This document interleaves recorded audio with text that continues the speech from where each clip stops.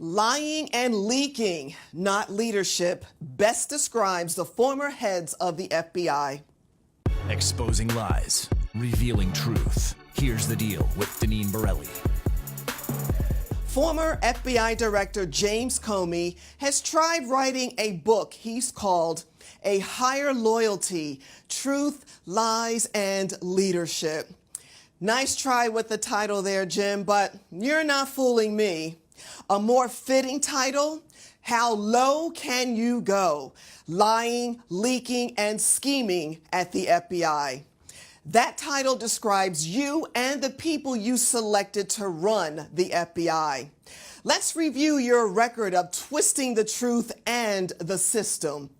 During a House Judiciary Committee hearing in September 2016, you said the decision not to recommend criminal charges against Hillary Clinton regarding her use of a private email server while serving as President Obama's Secretary of State was made after the FBI interviewed her.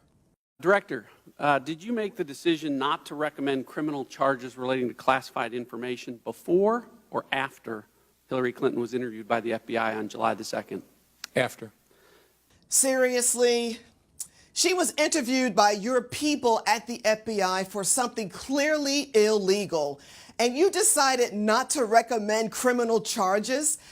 What was happening in September of 2016? Oh, yeah, that's right. We are going to make America so great again. But the hearing continued, and when challenged, Comey doubled down and denied lying about when the decision was made. To me, the only way that an interview takes place with the two central witnesses and the subject of the investigation is if the decision has already been made that all three people in that room are not going to be charged.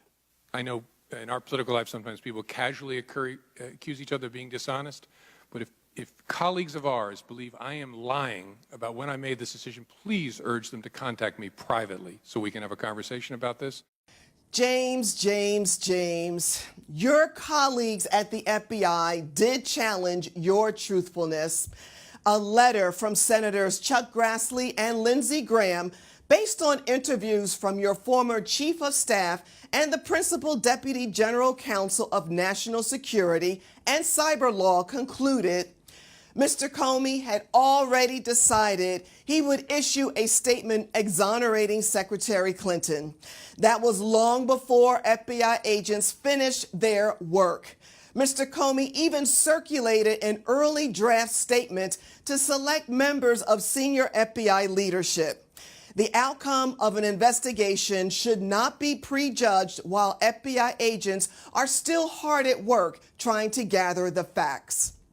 After President Trump fired you, you retaliated against the president. Did you show copies of your memos to anyone outside of the Department of Justice? Yes. And to whom did you show copies? So I asked a friend of mine to share the content of the memo with a reporter. This friend passed the memo to the New York Times. Giving government property to a friend to harm the President of the United States is devious and wrong. But lying and leaking at the FBI was perfected under your leadership. Your handpicked former Deputy Director Andrew McCabe was also fired for lying to investigators. Now, why would McCabe lie? According to the Department of Justice's Inspector General report, they concluded that McCabe's decision served only to advance McCabe's personal interests and not the public interest. Here's the deal. The actions by James Comey and Andrew McCabe show they were only interested in serving their own self-interest, not the president or the country. Comey and McCabe are only loyal to themselves. Both men deserved to be fired. That's called accountability. And Comey's new book that's attempting to rewrite that narrative isn't worth the paper it's printed on. The title, A Higher Loyalty, Truth, Lies, and Leadership is a joke. His highest loyalty is to himself. Those lies are ones he spread, and that leadership threatened the legitimacy of the FBI. How low will you go, James Comey? How low will you go? I'm Deneen Borelli with CRTV.